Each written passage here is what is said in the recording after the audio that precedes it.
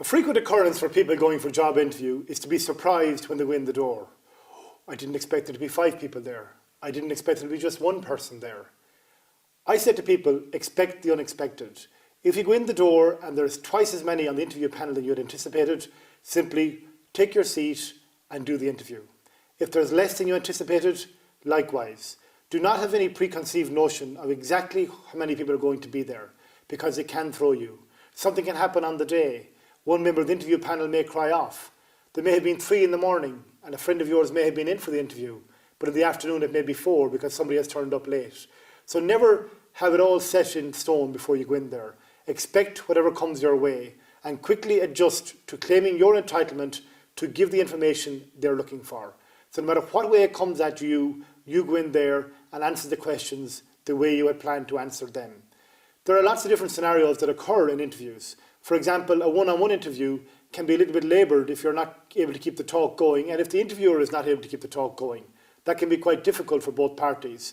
And I always say to people, the onus is on you to ensure the interview goes well. If the interviewer happens to help you, that's a bonus. And the interview can go well by you talking about how your skills, achievements and characteristics meet the employer's needs. And you can be thinking about that before you go to the interview. So have your ideas in place, have written out things that will help you to get that information across the table, so that when you go in, you're not relying or at the mercy of the interview panel. Other things to consider about interview panels.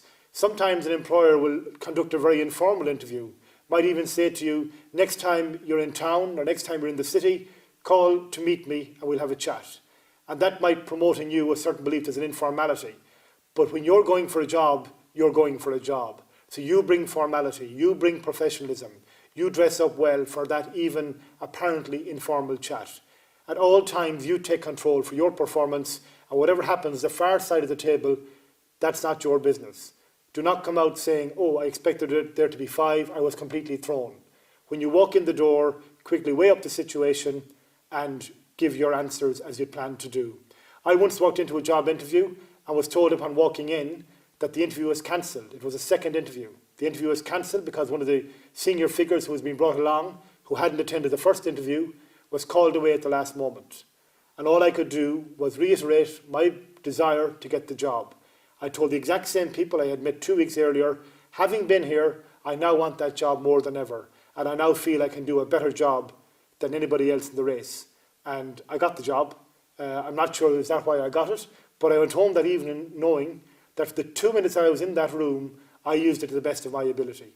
And you must use every minute you can in a job interview to the very best of your ability, independent of what's happening on the far side of the table.